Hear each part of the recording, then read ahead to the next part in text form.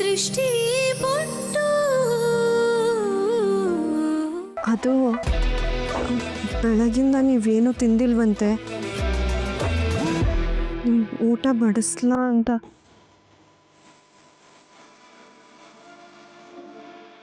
ರೀ ನಿಮಗೆ ರೀ, ಖಾಲಿ ಹೊಟ್ಟೆಲಿ ಕುಡಿಯೋದು ಆರೋಗ್ಯಕ್ಕೂ ಒಳ್ಳೇದಲ್ಲ. ನಮ್ಮಪ್ಪನೂ ಹೀಗೆ ಕುಡಿದು ಒಂದ್ಸಾರಿ ಸೀರಿಯಸ್ ಆಗಿದ್ರು. ಡಾಕ್ಟ್ರು ಹೇಳಿದರು ನಾವು ಕುಡಿಬೇಕು, ಕುಡ್ತಾ ನಮ್ಮನ್ನು ಕುಡಿಬಾರ್ದು ಅಂತ. ಈಗ ನಾನು ಹೇಳಿದ್ರೆ ನೀವು ನಿಲ್ಲಿಸಲ್ಲ, ಇನ್ನಷ್ಟು ಜಾಸ್ತಿ ಮಾಡ್ತೀರಾ. ನಿಮ್ಮನ್ನು ತಡೆಯೋದಕ್ಕೆ ಅಮ್ಮವ್ರು ಬೇರೆ ಇಲ್ಲ.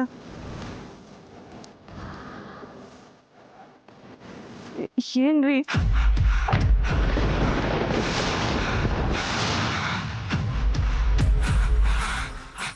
ಈ ಭಯ ಇರಬೇಕು. ನಿನ್ನ ವರ್ಷನೇ ಬದಲಾಗೋಗಿದೆ.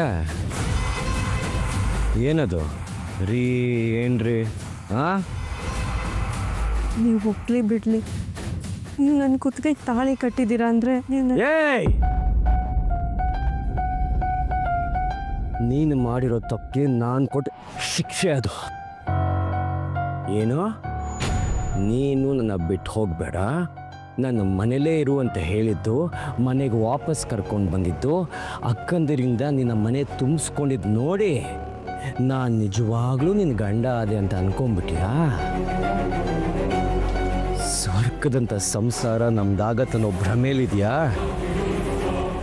ಅದು ಯಾವತ್ತಿಗೂ ಆಗಲ್ಲ.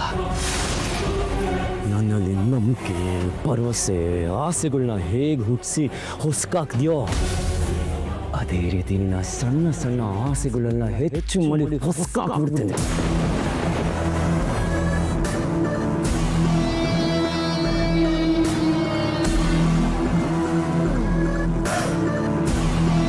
ನಿನ್ನ ವಾಪಸ್ ಕರ್ಕೊಂಡು ಬಂದಿದ್ದೇನು ಸಂಸಾರ ಮಾಡಕ್ಕೆ ಅನ್ಕೊಂಡಿದ್ಯಾ?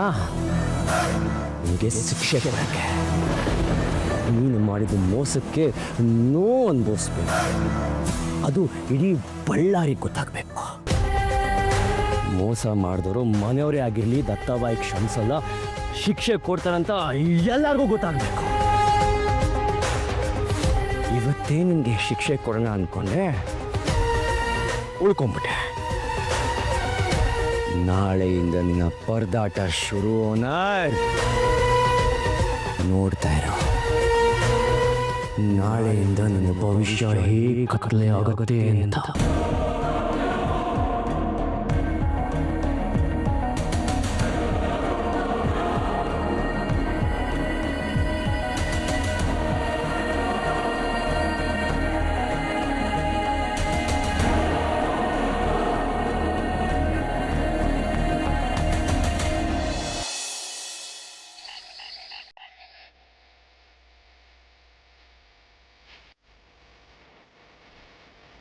ಯಪ್ಪ, ಒಂದೇ ದಿನದಲ್ಲಿ ಏನೇನೆಲ್ಲ ಆಗೋಯ್ತು.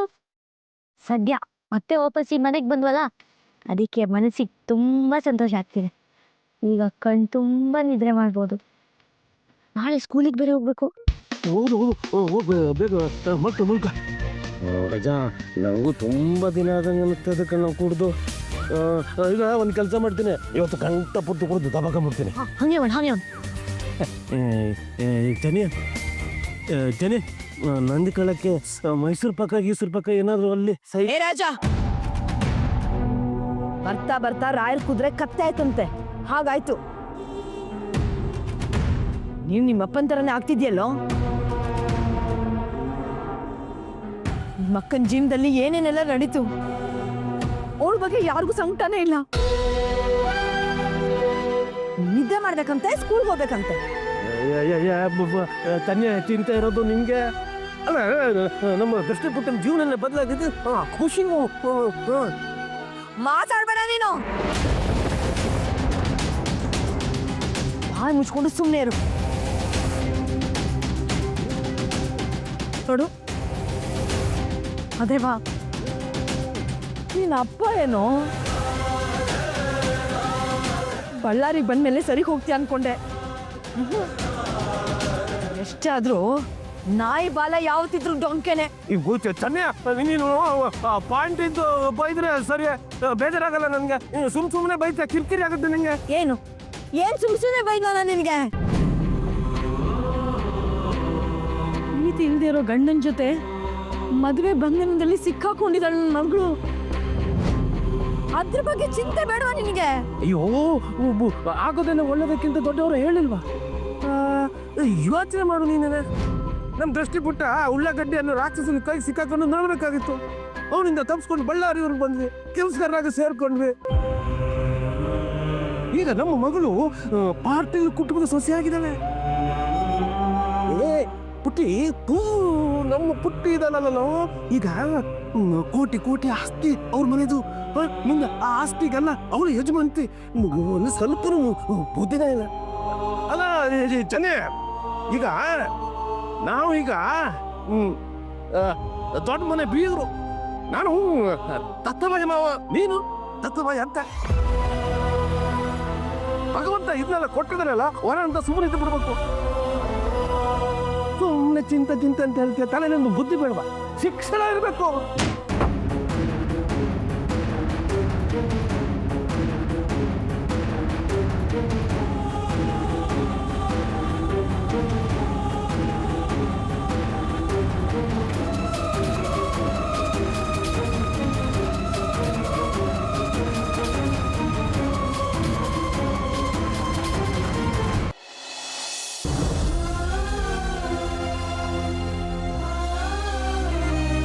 ಮತ್ತೆ ನಿನ್ ಜೀವನನ ನರ್ಕಕ್ಕೆ ತಳ್ಳಿದ್ದು ಆ ದೃಷ್ಟಿ. ಅವಳಿಂದಾಗಿ ಇವತ್ತು ನಮ್ಮಮ್ಮ ಮನೆ ಬಿಟ್ಟು ಹೋಗಿದ್ದಾಳೆ. ಅವಳು ಪಾತಾಳಕ್ಕೆ ಬೇಕಾದ್ರೆ ಹೋಗ್ಲಿ, ನಾನು ಅವಳನ್ನ ಹುಡುಕಿ ಕರ್ಕೊಂಡು ಬರ್ತೇನೆ. ಅಕ್ಕ, ಈ ಮನೆಗೆ ದೊಡ್ಡವಳು ನೀನು. ನೀನೇ ಮನೆ ತುಂಬಿಸ್ಕೊ.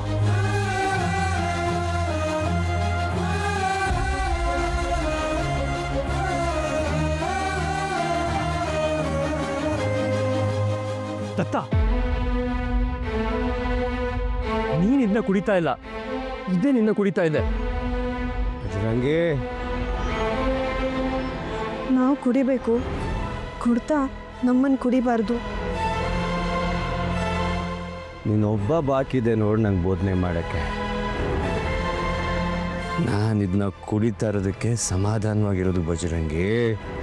ಬಿಡೋ ನನ್ನ ಕೈನ. ದತ್ತ, ನಾನು ಯಾವತ್ತು ನಿನ್ಗೆ ಯಾವುದಕ್ಕೂ ಒತ್ತಾಯ ಮಾಡಿಲ್ಲ. ಆದರೆ ನೀನು ಹೇಳಿದಕ್ಕೆಲ್ಲ ನಿನ್ನ ಪರವಾಗಿ ನಿಂತ್ಕೊಂಡಿದ್ದೀನಿ. ಇವಾಗಲೂ ಕೂಡ ನೀನು ಮಾಡ್ತಿರೋ ಸರಿ ತಪ್ಪು ಅಂತ ನಾನು ಯಾವ ನಿರ್ಧಾರಕ್ಕೂ ಬರ್ತಾ ಇಲ್ಲ. ನನ್ನ ಕಾಳಜಿ ಒಂದೇ ದತ್ತ, ಈ ಥರ ಕುಡಿದು ನಿನ್ನ ಜೀವನ ಹಾಳು ಮಾಡ್ಕೋಬೇಡ. ತುಂಬ ಕಷ್ಟದ ದಿನಗಳನ್ನ ಕಳೆದು ಹಂತವಾಗಿ ಕುಡ್ತಾನ ಕಂಪನಿ ಮಾಡ್ಕೊಂಬಂದಿದ್ಯಾ. ಮತ್ತೆ ಇದನ್ನ ಅಪ್ಕೋಬೇಕಾದತ್ತ. ಒಪ್ಕೊಂಡಿರೋರೆಲ್ಲ ಕೈ ಕೊಟ್ಟು ಹೋದ್ರು ಬಜರಂಗಿ. ಧೋಕಾ ಮಾಡಿದ್ರು. ನಾನೇ ಬೇಡ ಅಂದ್ರು ನನ್ನ ವಾಪಸ್ ಅಪ್ಕೊಂಡಿದ್ದು ಇದೊಂದೇ ಬೇಡದತ್ತ. ಬಸವಂಗಿ, ನಿನಗೊಂದು ಸೀಕ್ರೆಟ್ ಗೊತ್ತಾ? ಇದನ್ನು ಕುಡಿದ್ರೆ ಹಾಳಾಗಲ್ಲ ಕಣೋ, ನೆಮ್ಮದಿಯಾಗಿರ್ತೀವಿ. ನೋವನ್ನು ಮರೆಯೋ ಸುಳ್ಳು ಪ್ರಯತ್ನ ಮಾಡ್ತೀನಿ ಬಸವಂಗಿ, ಸುಳ್ಳು ಪ್ರಯತ್ನ ಮಾಡ್ತೀರಿ. ಬೇಡದತ್ತ, ಒಳ್ಳೇದಲ್ಲ.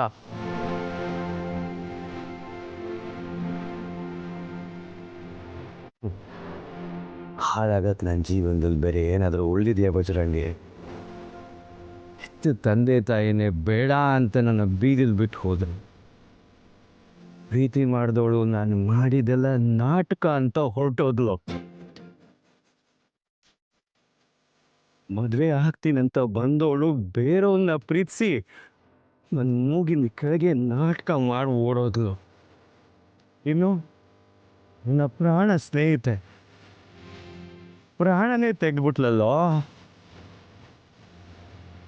ನನ್ನ ಪ್ರಾಣ ಅಂತ ಪ್ರೀತಿಸಿದಮ್ಮ ಆಶ್ರಮಕ್ಕೆ ಹೋಗ್ಬಿಟ್ಟು.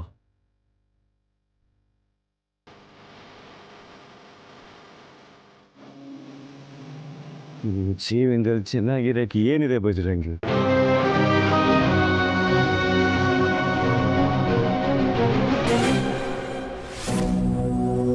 ದೃಷ್ಟಪಟ್ಟ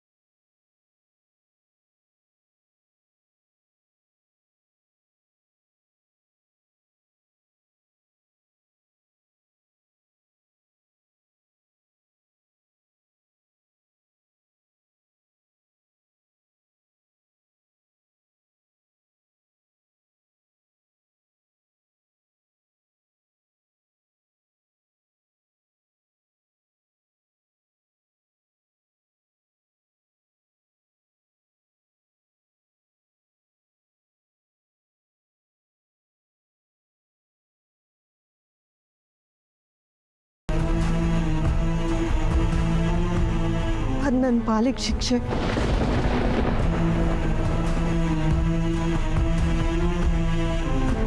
ನೀನು ಸರಿಯಾಗಿ ಹೇಳಿದೆ. ಬಟ್ಟೆ ಮುಡ್ಸು. ನೀ ಮಾತಾಬೇಡ.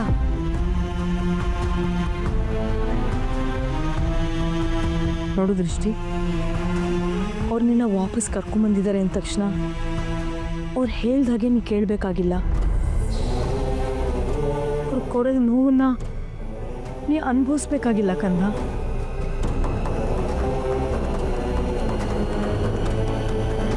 ಅವ್ರು ನಿನ್ನ ಕೊರಳಿಗೆ ತಾಳಿ ಕಟ್ಟಿ ಮನೆಗೆ ಕರ್ಕೊಂಬಂದಾಗ್ಲೇ ನಿನ್ನ ಬಾಳನ್ನ ನರಕ ಮಾಡ್ತಾರೆ ಅಂತ ನನಗೆ ಅರ್ಥ ಆಯ್ತು ಕಂದ.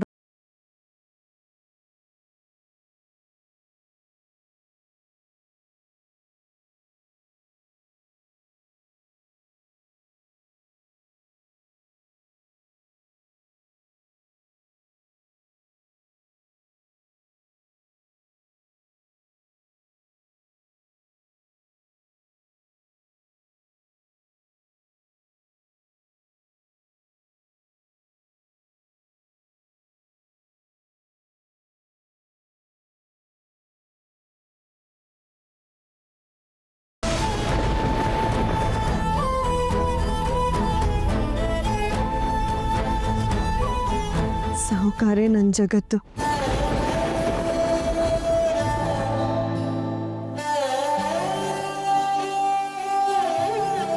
ದೃಷ್ಟಿ, ನಾನಿನ್ ಒಳ್ಳೇದಕ್ಕೆ ಹೇಳ್ತಿದ್ದೀನಿ ಕಣೆ. ಈ ಮದುವೆಯಿಂದ ನಿಂಗೆ ಖಂಡಿತ ಸುಖ ಸಿಗಲ್ವೇ?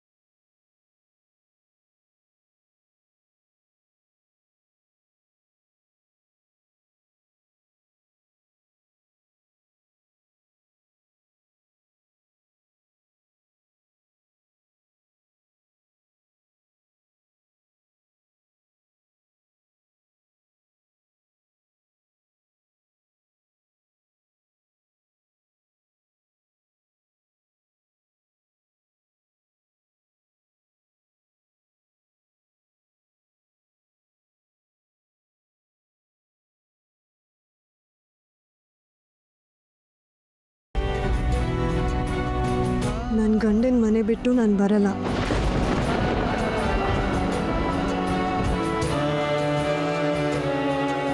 ನನ್ನ ಗಂಡನಿಂದ ನಾನು ದೂರ ಹೋಗಲ್ಲ. ನಾನು ನನ್ನ ಗಂಡನ ಮನೇಲೇ ಇರ್ತೀನಿ.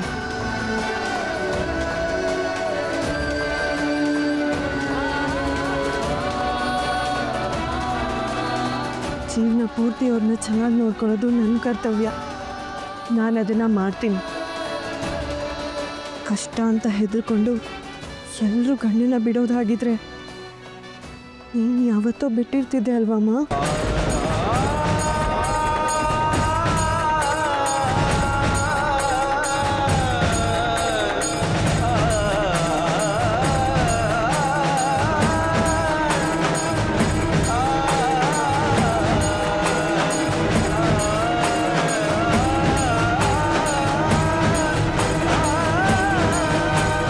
ನಾನು ಅಪ್ಪನ ಅವಮಾನ ಮಾಡಬೇಕು ಅಂತಾಗಲಿ ನಿನ್ನ ಮನಸ್ಸಿಗೆ ನೋವು ಮಾಡಬೇಕು ಅಂತಾಗಲಿ ಈ ಮಾತನ್ನು ಹೇಳಲಿಲ್ಲ ಅಮ್ಮ. ಯಾವತ್ತೋ ನಮ್ಮ ಬಾಳಲ್ಲಿ ಸುಖ ಶಾಂತಿ ನೆಮ್ಮದಿ ಸಿಗುತ್ತೆ ಅನ್ನೋ ಭರವಸೆ ಇಟ್ಕೊಂಡು ಬಾಳ್ತಿದ್ಯಲ್ವಾ ನೀನು?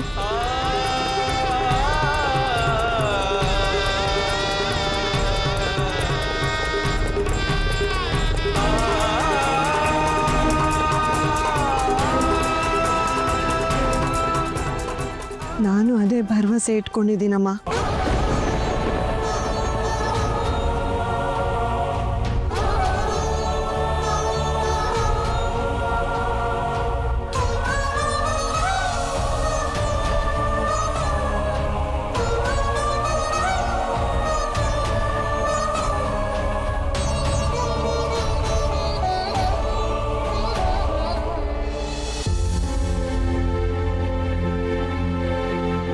ಬಜರಂಗಿ ನಿಂಗೆ ನೆನಪಿದೆಯಾ? ಒಂದು ಮಾತು ನೆನಪಿದೆಯಾ ಬಜರಂಗಿ? ನೀನು, ಅಮ್ಮ, ನಾನು ಎಲ್ಲರೂ ಹೇಳ್ತಿದ್ರಲ್ಲ, ಅದೇ ಅವಳು ಬಂದಮೇಲೆ ನಮ್ಮ ಜೀವನ ಬದಲಾಯಿತು, ನನ್ನ ಅದೃಷ್ಟ ಬಂತು ಅಂತ. ನೋಡಿದ್ಯಾ ಎಂಥ ಅದೃಷ್ಟ ಹೊತ್ಕೊಂಡು ಬಂದ್ಲು ಅವಳು.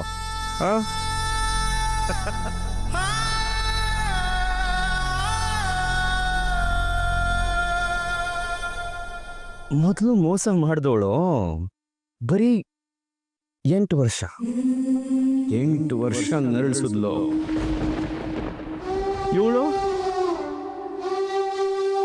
ಇವಳು ಬಜರಂಗಿ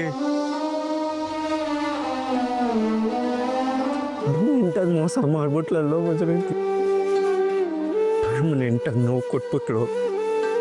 ಚಿಂತೆ ಬಿಡುಗತ್ತ, ಎಲ್ಲ ಸರಿ ಹೋಗುತ್ತೆ. ನಾನು ನಿನ್ನ ಜೊತೆಗಿದ್ದೀನಿ.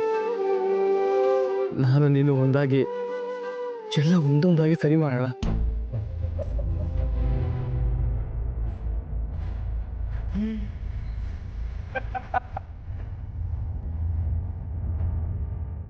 ಒಂದೊಂದಾಗಿ ಸರಿ ಮಾಡೋಣ ಬಜರಂಗಿ, ಒಂದೊಂದಾಗಿ ಸರಿ ಮಾಡೋಣ.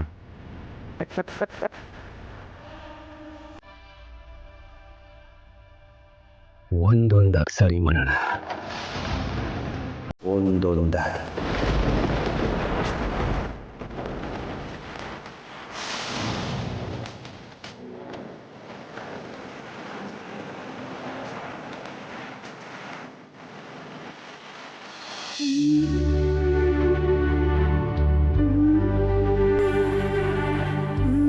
ಅವ್ರು ಕೊಡೋ ಕಷ್ಟಗಳಿಗೆ ನಾನು ಹೆದರಲ್ಲ. ಕಷ್ಟಗಳೇನು ನಮ್ಗೆ ಹೊಸದಲ್ಲ ಅಲ್ವಮ್ಮ?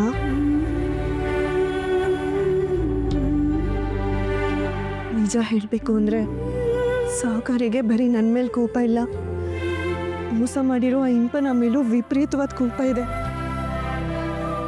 ಆದರೆ ಅವಳು ಎದುರಲ್ಲಿ ಇಲ್ವಲ್ಲ, ಅವಳ ಪಾಲಿನ ಶಿಕ್ಷೆ ಕೂಡ ನನ್ನ ಪಾಲಿಗೆ ಬಂದಿದೆ.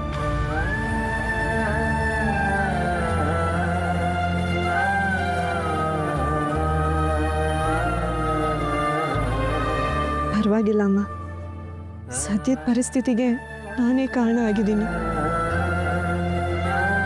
ಅದಕ್ಕೆ ನಾನೇ ಶಿಕ್ಷೆನೂ ಅನುಭವಿಸ್ತೀನಿ. ಏನೇ ಆಗಲಿ ನಾನು ನನ್ನ ಗಂಡನ ಬಿಟ್ಟು ಬರಲ್ಲ. ನನ್ನ ಗಂಡನ ಬಿಟ್ಟು ದೂರ ಹೋಗಲ್ಲ. ಅವ್ರ ಜೊತೆಗೆ ಇರ್ತೀನಿ, ಅವ್ರನ್ನ ಕಾಪಾಡ್ಕೋತೀನಿ. ಇದೆ ನನ್ನ ಕೊನೆ ನಿರ್ಧಾರ.